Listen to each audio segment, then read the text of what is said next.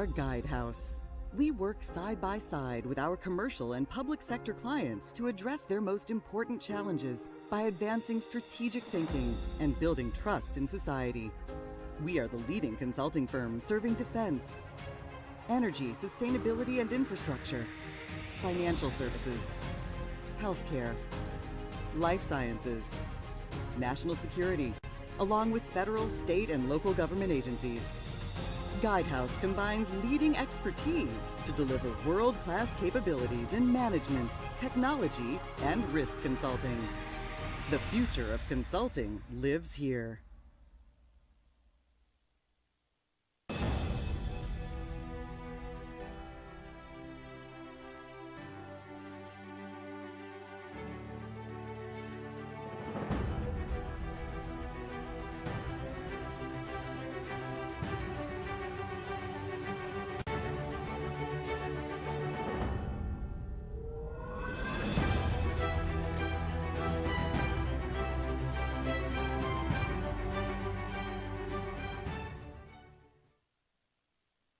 The Association of the United States Army is pleased to welcome you to AUSA's New Report webinar series. This webinar series features presentations by senior Army leaders responsible for key programs and initiatives. It also features contemporary military authors who weave together the past, present, and future story of the United States Army. Kicking off today's webinar is AUSA's Vice President of Education, Lieutenant General Retired Guy Swan. Well, good afternoon, everyone, and welcome to the Association of the United States Army's Noon Report webinar series. Thank you for joining us for today's webinar, and we really appreciate your support as partners in the defense of our great nation. A special thank you to Guidehouse, who is sponsoring today's webinar. Thank you very much. Joining us today to discuss the just released Army Climate Strategy is Mr. Paul Farnan, the Acting Assistant Secretary of the Army for Installations, Energy, and Environment. Also joining us today to moderate the conversation is AUSA Senior Fellow, the Honorable Patrick Murphy. Secretary Murphy served as the Undersecretary of the Army from 2015 to 2017, but more importantly, Secretary Murphy is a soldier for life. He's had multiple overseas combat tours himself, served as a criminal prosecutor in the Army's Judge Advocate General's Corps, and as a professor at West Point. He went on to win a seat as the first Iraq War veteran elected to Congress, and he's the author of the 2008 book, Taking the Hill, From Philly to Baghdad to the United States Congress. For those joining us today online, please take advantage of having Mr. Farnan here to ask questions about the Army's approach to climate change. You can use the Q&A tab on the right side of your screen to submit a question. After the discussion, we'll take as many questions as possible. You can also find the full bio for Mr. Farnan and Secretary Murphy in the Handouts tab, as well as a copy of the Army Climate Strategy. And with that, I'll turn the floor over to Secretary Murphy to tell us a bit more about our guest today. Secretary Murphy. It's great to be back here with you here for the Noon Report. I'm Secretary Patrick Murphy. It is great to be here with Secretary Farnan. Paul, it's wonderful to be with you here today. I know there are bios out there, but I got to read through really fast. You've done a phenomenal job. You've been you're a naval officer, so we're bipartisan here at AUSA, Army and Navy, except this December. But you've been the Principal Deputy Assistant Secretary for the Army for Installation, Energy, and Environment since October 2021. You've also served as the Acting Assistant Secretary for Army Installations, Energy, and Environment. But prior to that, you served at U.S. Northern Command. You were responsible for the COVID response. You've been at the Pentagon as a senior civilian advisor for the Commanding General in Afghanistan, focusing on civil military operations. And then you've done active duty for 9 years as a naval helicopter pilot. And you're still an officer in the Naval Reserve. So I'm most excited. We talk about General McConville and General Milley. Everyone knows that they're Boston guys. He is a graduate of Villanova University with one of the best basketball teams in the nation. And our sponsor today, by the way, is Guidehouse. And one of the leaders there is a guy, Ted Adar, who's a friend of mine, who's also a Villanova graduate. Sergeant Mike Brown runs the Veterans Initiative at Villanova. So I'm most proud. You got your bachelor's degree at Villanova, and you went on to get your master's in environmental policy from the University of Denver, and your MS in global energy management from the University of Colorado in Denver. So you have quite the background, but we have to dive in real quick here. Secretary Wormuth, the Secretary of the Army, has developed with you the first ever battle plan on climate strategy. Please tell us what this document is and why it's important. Sure, and first I have to credit Secretary Wormuth with her leadership and her vision. She's the one that led the way in basically setting the guidelines for what we wanted to do with the strategy. And really, climate change is affecting the Army right now, today. It's affecting how we operate, where we operate, what we do, how we train, be it from, with the melting polar ice caps. There's a lot more operations going on in the Arctic with sea routes opening. The Army has to be prepared to operate in that kind of terrain. Right here at home, more and more of our missions are becoming these disaster response missions following these devastating storms that are hitting, whether it's the hurricanes in the southeast, river floods in the Midwest, and the fires in the western part of our country. Certainly our National Guard forces, many of them are engaged right now, or last summer and are getting ready this summer in firefighting training so they can go and fight these wildland fires. Our installations, and it's not just going out, and supporting the civilian population after these storms. Our installations are in a direct path of these as well. The Army for the Army, Fort Polk down in Louisiana gets hit continuously with the storms coming across Louisiana. Ask the Air Force how Tyndall Air Force Base is doing after that got devastated a few years back. So climate change is real, it's happening, and it's affecting the Army's mission today. It's interesting you mentioned Tyndall, by the way. My brother's an Air Force officer, did search and rescue, was at Tyndall. They are affected. And it's home and abroad. So let's talk about home. I mean, unlike the other services in the Army we take for granted, we have over 1 million soldiers, but the majority of our soldiers are actually in the reserve component, are those National Guardsmen, are those reservists that are basically, when the governors call 911, they're calling the Army National Guard to act and respond. And when you talk about extreme disasters, severe weather disasters in America, from 1980 to 2020, on average, there was about 7 major weather disasters a year, 7. Now the average is over 22 a year, and it affects our troops in op-tempo. Why do you think that is?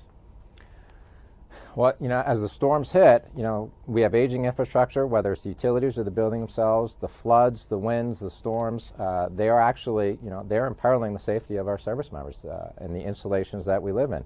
But beyond that, from the mission itself, the job of the Army, the core mission is to fight and win in the nation's wars. That has not changed, and this strategy is not taking anything away from that. In fact, this climate strategy is actually going to enhance our ability to accomplish that mission. Because whether or not it's from the storm damage or whether or not it's a cyber attack on the grid, our installations need the resilience so that we can project power under any kind of conditions or environment, get our forces to the front where they're needed to fight.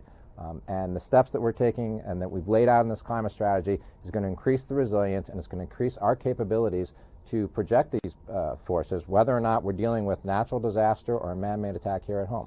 Well, Secretary, I appreciate you mentioning that because, in this climate strategy, what I appreciate, it's not just about the home front, which is incredibly important, but also overseas. We fight home games, we fight away games. We'd rather fight away games. When I served in Iraq, my second combat deployment was the invasion of Iraq. We had lost 19 men in my unit in the 2nd Brigade Combat Team with the 82nd Airborne Division. The majority of our troops in Iraq, in my unit and overall, were killed by roadside bombs, by improvised explosion devices. Every 34 convoys, on average, in the longest wars in American history, in Iraq, Afghanistan, every 34 convoys was either for oil, for food, and when we had that, it would result in a casualty. I mean, that was the metric, that was the number. What I appreciate is making a real investment to make sure our men and women on the front lines have the technical and tactical advantage, but we're using clean energy to make sure that we're not dependent on foreign oil. Why is that important to you, and why is that important to our Army? Sure. So the way we've got the strategy laid out, we've basically got it broken into 3 different sections. The first section is installations. The second section is operational energy. On the operational energy side, and I get asked this questions a lot. It's like, well, why are you worried about reducing your fuel burn? The Army doesn't burn nearly as much fuel as the Air Force and the Navy, and that's true. We don't fly the big planes or drive the big ships, so operationally, we don't have quite the impact when it comes to the greenhouse gas reductions. Our big impact is going to come on our first LOE, which is the installations, which we just talked about a little bit. But it's the second LOE, it's the operational energy. That's where it gets really personal and really impactful on the soldiers, because this is the LOE that's going to impact directly on our soldiers' lives and on their safety. Because as you said, we're dependent on these fuel convoys. So we kind of look at it at 2 different buckets when it comes to the operational energy. One is the tactical vehicles.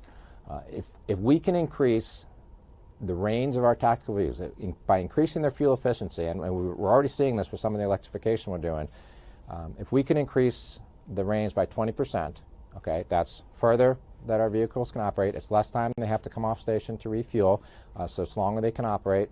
And as you know, a lot of these tactical vehicles, they spend a lot of their time just sitting idling on the battlefront. So they're able to do silent overwatch. We can shut down the engine, but still maintain the electric power to power everything that has to be. Communications, radar, night vision goggles, you know as well as I do, the electrification of the modern soldier.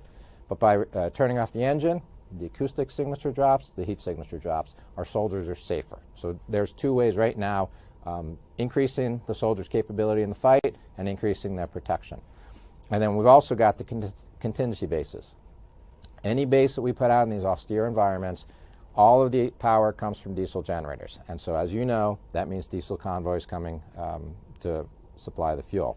So if we can reduce the amount of fuel that we use, and we're doing that already, we have more efficient generators that we're deploying. We're going to standardize a contingency basing policy so that we make sure that every contingency base gets the most fuel efficient generators.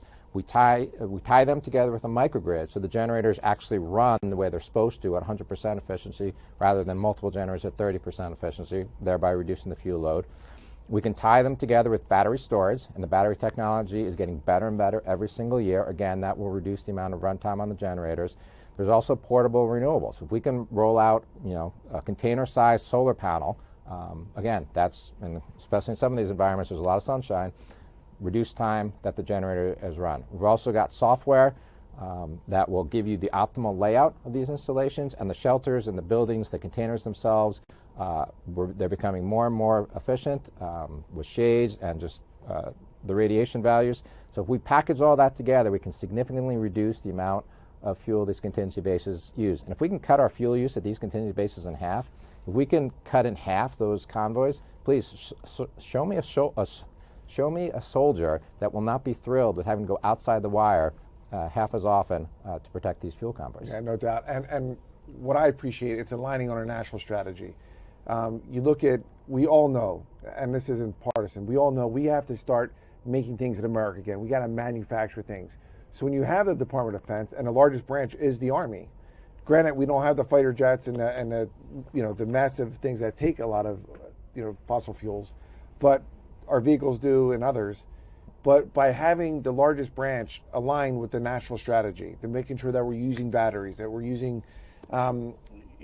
obviously everything we can in a whole array of talent, and we make those things in America. Because as you know, when we buy Stryker vehicles from BAE Systems, this public-private partnership, we got to make sure that they are more energy independent, because you don't want to have to make sure that you're running convoys just to make sure that they're going where they need to go to win the fight tonight. So when you look at that and you look at the national strategy and how we're implementing it through this new Army battle plan, what are you most hopeful to see how it'll affect change operationally when we send men and women in harm's way? Because people understand we are now finished the longest wars in American history in Iraq, Afghanistan, but we still have soldiers in harm's way in over 170 countries right now, in foreign countries. Sure, and it's actually, it starts right here at home and it follows the whole chain right up to the battlefront.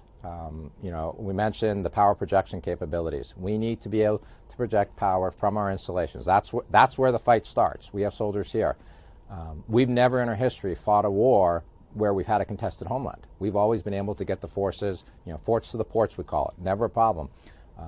But we don't believe there's going to be another war where we're not going to fight without a contested homeland. And again, be it a cyber attack on the grid or other physical attacks or extreme weather effects, there's going to be issues getting the soldiers out the door and get them overseas to the fight. This strategy makes our installations more resilient, gives us the ability to operate whatever the conditions are being thrown at us right here in the U.S., which is important. And then again, overseas, contested logistics, our supply lines are vulnerable.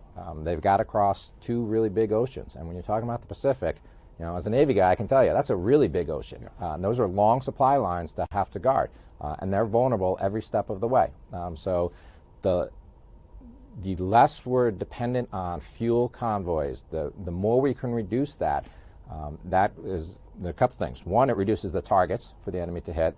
Two, it reduces the amount of combat forces we have to pull back from the front line to guard these fuel convoys. And three, and as we said, once we get to the front lines, increasing range, increasing capabilities on the battlefront. So right from all the way from zero to the battle, to the actual front lines, this climate strategy is going to affect the chain every step of the way, and every step of the way it's going to improve our capabilities, and it's going to increase the safety and capabilities of our soldiers. That's right. And I even look at, when I was part of the invasion in Iraq, we had folks like Private Jessica Lynch, who was, had to be saved by the Army, the 70th Ranger Regiment, because, again, she was logistics, and they were, they saw vulnerability with us. So, because I know you're talking about longer supply lines, when you talk about continents, but also even tactically, in harm's way. We're going to go to some questions here, and if you have time, please, ask questions. We want to make sure we get to them. But we're going to go to the first one. Why are we so focused on climate change when we have other pressing national security issues? Sure. And like we've been talking about, one, climate change is already affecting how we operate, where we operate. We have more forces tied up in DSCA missions, Defense Support to Civil Authorities, responding to natural disasters than we have in the past. And again, that is taking time away from their wartime training missions. So there alone, we're already changing how we operate. Mm-hmm. And then, again, I would shift to the tactical. Everything we're doing, nothing that we're doing is taking away from our warfighting mission. Everything in this climate strategy actually enhances our abilities to fight and win wars. It increases the capabilities of the soldiers on the battlefield. So I would not say that we're focusing on something else. This is a part of the focus. In fact, one of the questions I got asked a few weeks ago when this first rolled out is what's the big change here? And I would argue that there's no big change. It's really just a really big step forward. We are increasing the resilience of our installations, which we absolutely need to do. We need to protect our soldiers here at home and protect our ability to project power. And we're increasing the capability of our forces on the battlefield. So everything we're doing, it's just, again, we're not changing, but we're making a really big step forward in the capabilities of the U.S. Army. What I appreciate, one, I think it's incredibly important, especially when you look at the Department of Defense is the #1 energy consumer in the world. So to be part of that solution, the way forward is incredibly important. In the military, whether I was at Fort Knox, Kentucky, going to basic, or throughout my time, we have timelines for everything. We have timelines for PT, for when you're in the latrine, when you're shaving, Do you have concerns? There's timelines that are listed here in the strategy. Do you have any concerns about the timelines outlined in here? Actually, I don't. We washed through these timelines quite a bit in the conversations and the planning we had as we built the strategy. Most of the timelines are built off and model the executive order from the president. But those are very realistic timelines. Some of the timelines we push like tactical vehicles. The non-tactical fleet, the sedans we drive on bases, the timeline for those is 2027 to turn them into electric vehicles. The tactical vehicles, we had a lot of talk with the acquisition people, with the logistics people, and how all of this works. And we realized that we're not going to do tactical vehicles as quickly. So we backed off on the timeline. We pushed it out a little bit further because it's going to be a slower process, but we're going to be very deliberate and methodical as we do that. Because obviously, these vehicles, they're more complicated, they're heavier. Getting charging stations in an austere battlefield, these are challenges that still have to be overcome. We don't have all of the technology yet that we need, but we're confident that over the next decade we're going to develop. So we really did scrub the timelines, and we came away with a really good feeling. If we thought we couldn't do it, then we took a step back, we looked at it, we did the planning process. We said, okay, this isn't realistic, so where should we put it? Yeah. My father is a Navy veteran. He was enlisted in the Navy. He said, tell my brother, sister, and I, God gave you 2 ears and only 1 mouth for a reason. So I appreciate the fact that you're actually listening to the industry saying, what do we need to do? How do we need to massage this to the left or to the right? In this case, to the right a little bit, but to get it right. And what I appreciate, we see the commercials for the Ford F-150s. You mentioned, I just got done serving as a cyber commissioner. It's called the U.S. Cyberspace Land Commission. It was a bipartisan, bicameral commission, CEOs, elected officials, et cetera, and I served on it. But you look at what Russia's done to the energy grid in other countries, what they're doing in Ukraine right now, what they did before in the past in Crimea. They shut down energy, and they've already penetrated some of our energy fields and energy sectors here in America. You look at that Ford 150 truck, though, that house that's connected, that electric truck from Ford could power a home, off the grid as long as it has its battery. Is that where you see the future when you talk about our Army and America as a whole? So we don't have to manufacture and buy these solar panels from China. Right. So, looking forward, eventually, yes, that's where we want to get to. And as we're laying out the plans for the charging stations on our installations, we want to make sure they're two-way ports so that, we can actually provide power from the vehicles back onto our installations grid.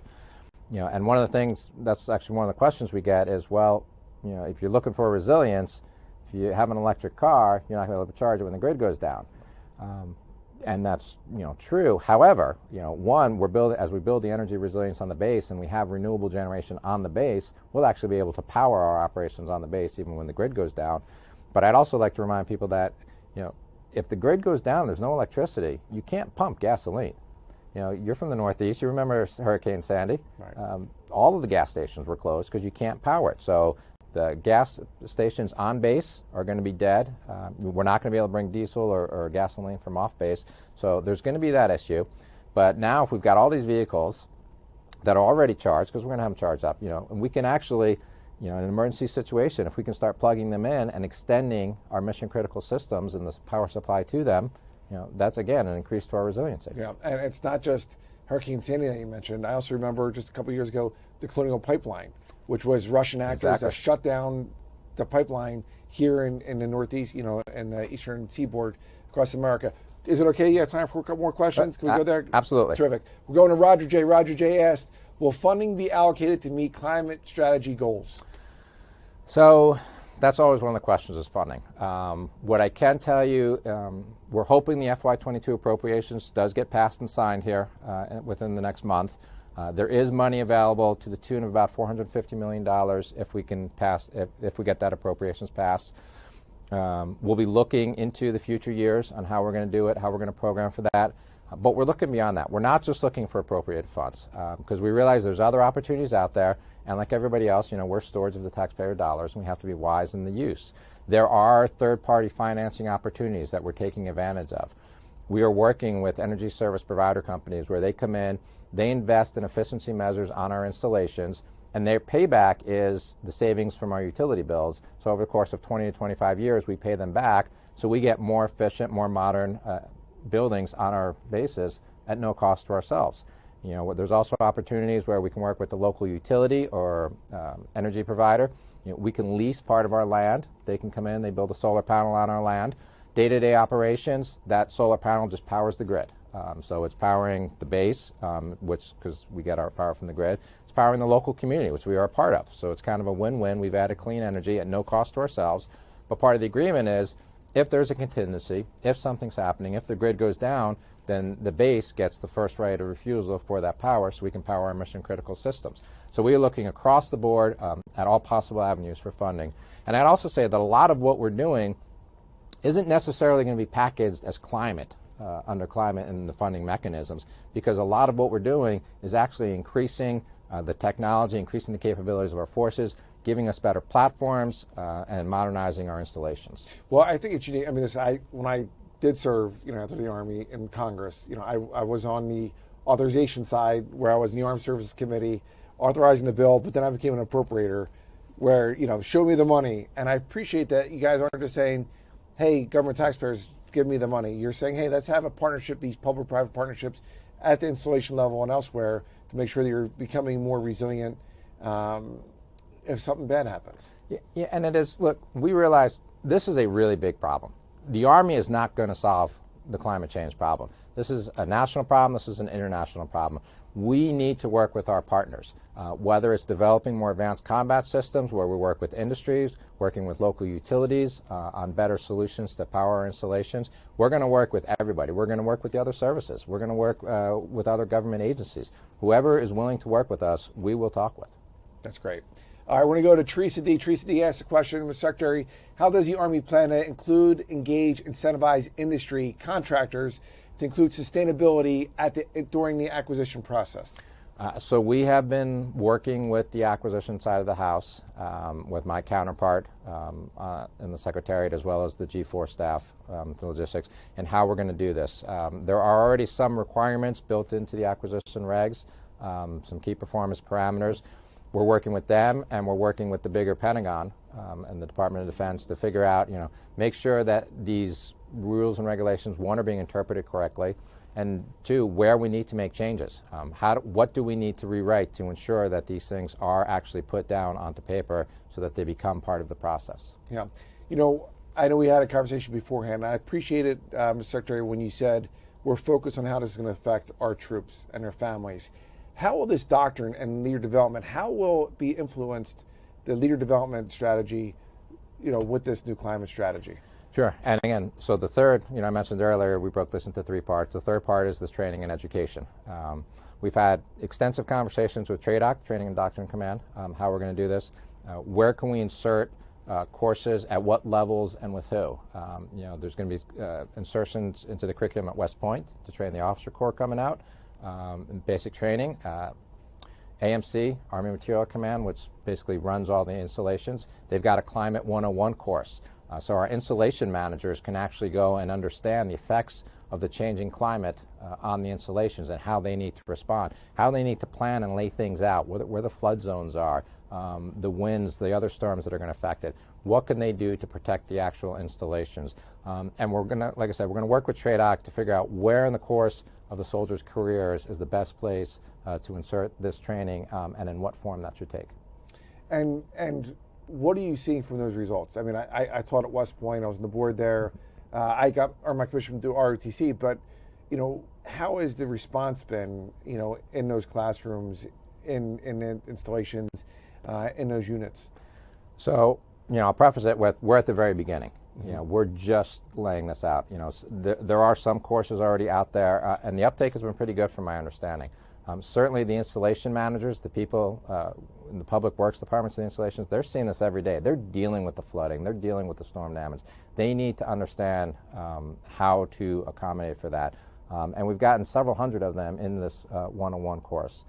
What I can also tell you, we've got a partnership with West Point, a bunch of cadets, about a half a dozen cadets. They're actually doing, as part of their senior project, they're working a project for us, which is a win-win. It gives the cadets exposure to the real-world Army and the things that they're going to be focused on, a year from now when they put on their gold bars. And it gives us some incredible brain power and ingenuity and out-of-the-box thinking. The cadets are gaining, and we're gaining from this. So it is actually happening. Yeah, I have to ask you, the superintendent is a former football player. He's doing a great job as a leader of that institution. I always say West Point's the Athens and Sparta of America. All 4,000 cadets are athletes. All 4,000 cadets have to take a very rigorous academic course, and I'm glad that they're partnering with you, to make it real life on how to solve this national issue. Absolutely, and I've talked with General Williams. He's very excited about these partnerships. He realizes the benefits that the cadets gain from this. In fact, I'm going to be going up there in April for the Projects Day when they present the projects. So I'm looking forward to meeting the cadets face to face and hearing what they're doing. But Paul, I have to ask you, did General Williams say to you, you're a naval officer, do you serve in the Army, are you cheering for Army or Navy this December? So 11 months out of the year I can avoid this question. So I'm going to wait till after Thanksgiving because that's when I get the question asked. All right, we're going to have him back on when Army beats Navy this year. All right, let's go to Nello T. Nello T, what are we doing to leverage third party? I think we got that one already. So let me go to one that hasn't been asked yet from some folks.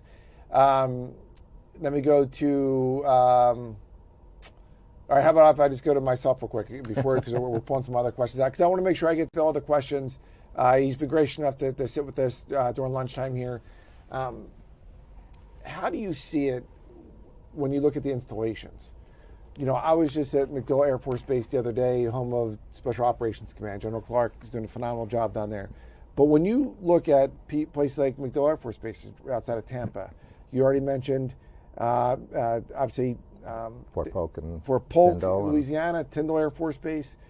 When you see that at the installation level, and you see the most recent report that flood zones, you know, that oceans are rising and it's going to get worse, not better, what gives you pause at night as an American on what more we need to do?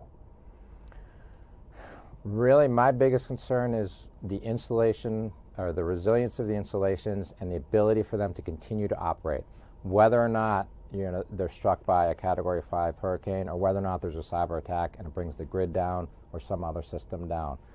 The Army needs to be able to operate. We need to be able to project power, whether it's overseas to fight a war, whether it's right here in the U.S. You know, we mentioned the DISCA missions, and the Army needs to be able to get out of our gates and help our fellow citizens in their time of need.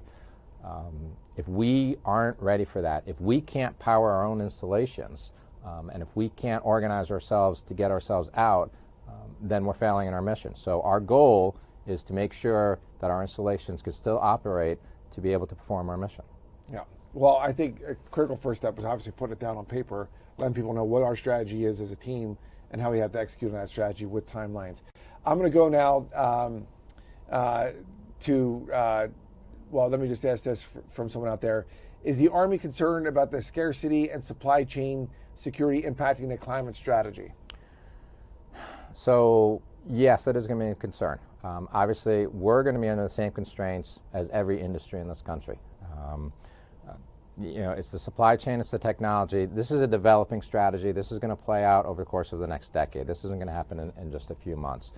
So yes, we're going to work with industry. We're going to get the critical supplies we need to perform our fundamental mission first and foremost. But as the technology advances and as we acquire, whether it's electric vehicles or whether it's solar panels on the installations, we're going to work with industry as best we can to get what we need. But yes, in a nutshell, the Army is under the same constraints as the society throughout the country. Yeah, well, I think it's critical. It is relating to our national security because it is the DIB, it is the Defense Industrial Base that we have to make sure is providing the solutions out there in the private sector to partner with us in the Army and larger government. And you're looking, even with this administration talking about the Postal Service, making sure the trucks, are electrically right. And I just want to emphasize that, we are able to perform our mission currently, and we're going to continue to do that. As we implement these things, we're going to do it very methodically and in a step-by-step fashion to make sure that nothing we do detracts from our ability to perform that mission or threatens our soldiers. We'll take our time, and if we need to, slow things down a little bit, but we will. But we'll always maintain mission focus. Yeah. Well, I think, this public-private partnership is incredibly important. You look at the Army as an agent of social change in America. We democratized education in America after World War II. 16 million Americans served, came back home, went to colleges and universities across America. Some of them lived in tents to go to college in places like Syracuse University. In the middle of the Korean War, we desegregated our military. Half the country was still segregated. We desegregated, and under President Truman, and it was fine because we all wear green, we all bleed red. And you look at, especially with energy and manufacturing jobs in America, we see it. I already mentioned Ford, Tesla, BMW, other private sector. They're making these electric vehicles, these hybrid vehicles. Would you say we're ahead of the curve or behind the curve of the private sector in America overall? I think we're kind of right on the curve. I think we are where we need to be. The Army, as you said, the Army is a reflection of society. We're not some foreign entity. We're all Americans. We're all, we all grew up here. We all live here. Our installations are part of the communities. We live in the communities that surround our installations. I've talked a lot about the DISCA mission. That's something we're proud to do because that's helping our fellow citizens in their greatest time of need. So we're absolutely part of that. Working with industry, the economy affects us too. We all, the soldiers all have spouses and children that need jobs, and everything that affects the economy affects our soldiers and families as well. So we're very interwoven to all that. We're looking forward to working with industry. We already have many industry partners. We're looking forward to expanding that as we make these strides. Yeah, I mean, I always look at the America's government as a whole. It's like you have Congress and then the president, the executive branch, which you're part of, the Congress, and then obviously the judicial branch. It's like rocks, paper, scissors. One's not more powerful than the other. But Congress controls the budget, and they did pass a pretty massive infrastructure bill, a bipartisan infrastructure bill, with about $1.2 trillion in investments in green energy infrastructure. How do you think that would affect the Army, if at all? Well, any additional funding that goes into industry to develop the technology, to increase the production, that's absolutely going to affect us. Because like I said, we're not there yet. We can't be 100% resilient yet. Everyone knows that, just based on the technology. But by the end of the decade, we probably can. So we need to continue to invest in that technology. Industry is going to be key to that. The government can only do so much, as you know. The best ideas, a lot of the best ideas, they come from the private sector. So we're dependent on industry advancing the technology and, again, advancing the production. Electric vehicles, there's only so many of them out there right now. The more Detroit can ramp them up, the more we can do. Yeah. Secretary Farnan, my question, and again, you're uniquely positioned for this. I was blessed. I served in uniform in the Army. I was in the Pentagon with the Army. But, you're an Army team. You're one of our leaders. But you're also a reservist, a helicopter pilot in the Navy Reserves. What lessons have you learned from the Army perspective with the other services, whether it's Army, whether it's Navy, Air Force, or the Marine Corps? It's been an education for me with the Army. But it's been a really good education. I've been quite pleased with my experience with the Army. And the focus really, and this starts right from the Secretary, from Secretary Wormuth, is taking care of people. She made it very clear that her number one priority is to take care of our people. And I've seen that go all the way down. In every instance, it's always been about the soldiers and what we need to take care of them. And it's really it's great to be part of that team. Yeah. And, when it's her and General McConville, and they talk about, winning matters, how does this climate strategy, how does it win for our soldiers and civilians across America? On a couple of different fronts. One, it's going to reduce our greenhouse gases. So hopefully it will help reduce the impact of climate change. But more than that, like I said, this is a bigger problem than the Army. So through partnerships and by leading through example, we can increase the amount of attention that we're putting on climate change and the steps that we need to take to do that. But more directly, it wins for the soldiers. It increases the capabilities of the soldiers. It's going to increase their capability on the battlefront. It's going to better safeguard them on the battlefront by making them more efficient, reducing the demand on the supply chain. And right here at home, it's going to increase our installation resiliency, which is two benefits. One, it'll allow us to project power in austere environments under bad conditions. And two, it's going to enable us to help our surrounding communities. Because as you know, every base is part of the community. There's no difference between the town and city that surrounds our installation. So if we can maintain our operations when the grid goes down, we can help the local community through manpower or even possibly sending some energy to them. And that's why I thought, in this climate strategy, when you talk about all installations, we're going to have microgrids. Explain to the folks what microgrids are and how it'll work and how that'll affect not just the bases, but also the surrounding community. Sure. So a microgrid is pretty much just that. It's a small, small contained utility grid. We'll put it on the installation, and with that way we can connect the energy generation we have on the installation with the battery storage as well. We can connect it straight to the buildings, and what we'll do specifically and most importantly is connect it to the mission critical systems, so that if the grid does go down and all of our installations are powered from the grid, we'll be able to generate power, we'll be able to feed the buildings the electricity that run our mission critical systems, whether it's moving troops, whether it's an operations or communication center, so that the base can still function, so that we can project power or we can assist the local community in their time of need too. Because if they don't have electricity, we need to be able to help support them in whatever manner it is. And by these investments, whether it's the microgrid or elsewhere, it helps these installations become more resilient. Correct. Okay. It allows us it allows us to self-generate our power. Anything that comes from outside the fence line is vulnerable. If we can have our own generation that's completely self-contained and connected from the generation to our systems, that enables us to continue on no matter what's going on. Yeah. I remember being a 19-year-old going to base training at Fort Knox, Kentucky, and running the hills of agony and misery and things like that. But I remember those black flag days where it was over 90 some degrees, the heat index was off the charts, and when I was there, Fort Benning, Georgia, Fort Bragg, North Carolina, etc. Are you seeing more of those black flag days, especially in our southern installations?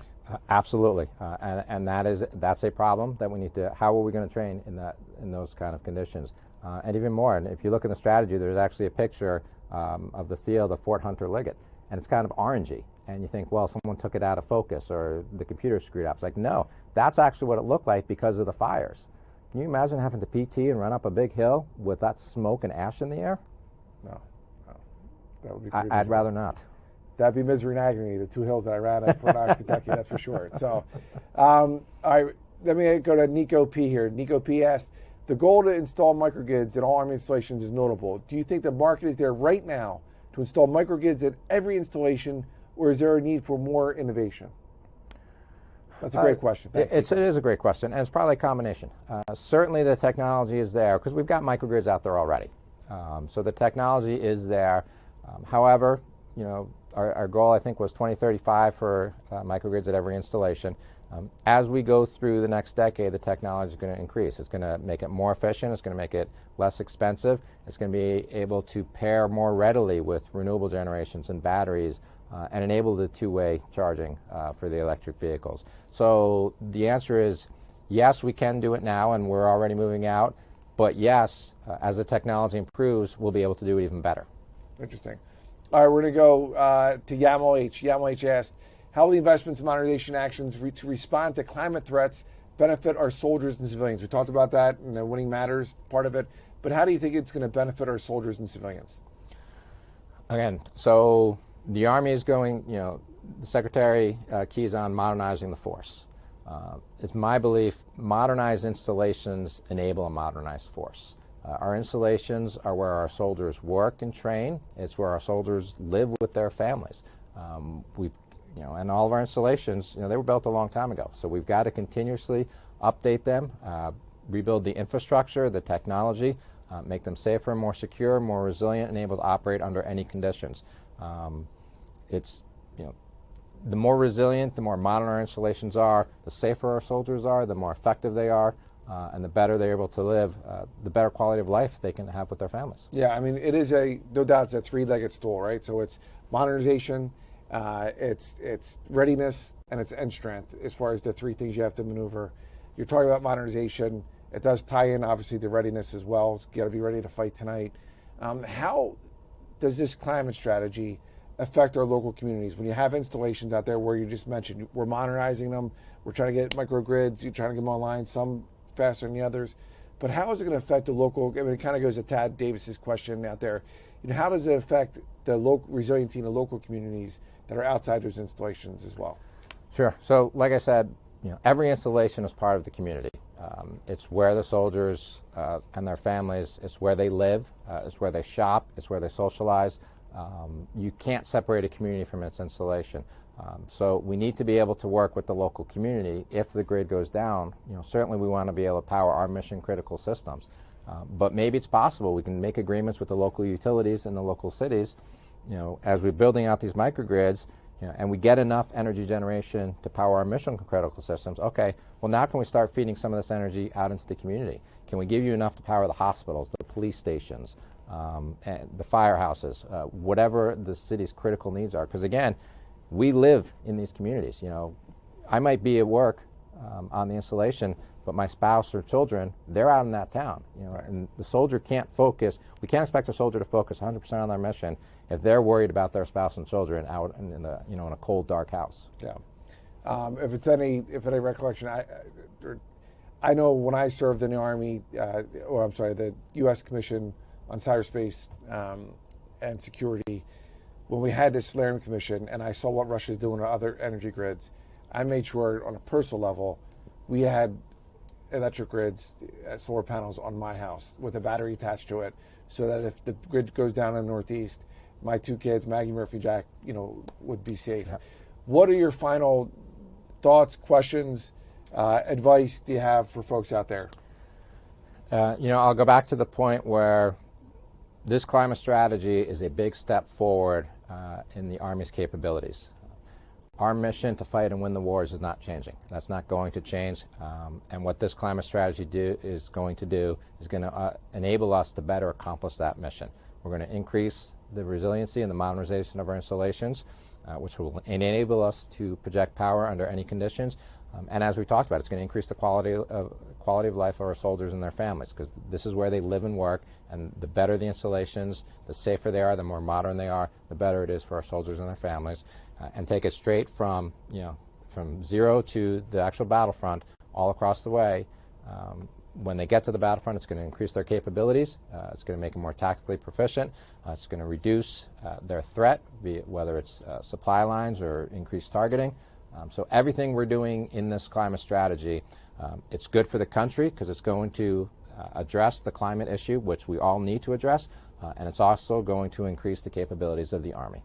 Well, Secretary Farnan, thanks so much for joining us today. I'm going to turn it over to Guy Swan, General Swan. Before we do that, I just want to say one thing. Thank you for joining us at the Noon Report. Secondly, go Army, beat Navy. General Swan. Thank you.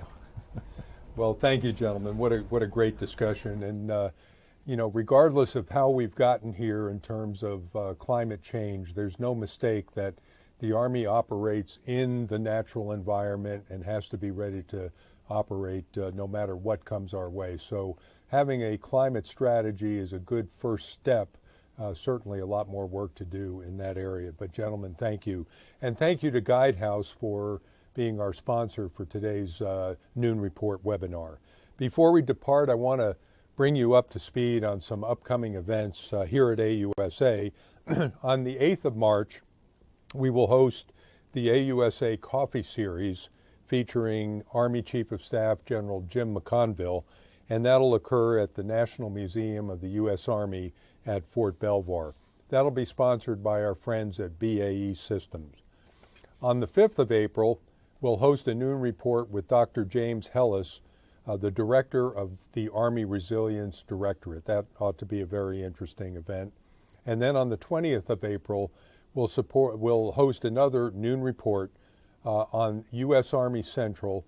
That's the Army Component Headquarters in U.S. Central Command, with the Commanding General of ARCENT, Lieutenant General Ron Clark. So look forward to that as well. These are just some of the many speakers that we have coming up in the coming weeks and months here at AUSA, and I hope you'll be able to join us for one or more of these webinars. For more information about any of these events, or to register for any of these events, please visit the AUSA website at ausa.org. Finally, we want to thank all of you for your membership in AUSA. Membership matters. We simply cannot accomplish AUSA's mission to educate, inform, and to connect America's Army with a host of audiences without your help. So to check your membership or to join AUSA, please go to the AUSA website at ausa.org. Once again, gentlemen, thank you for a great discussion this afternoon, and for everyone out there, have a great Army Day.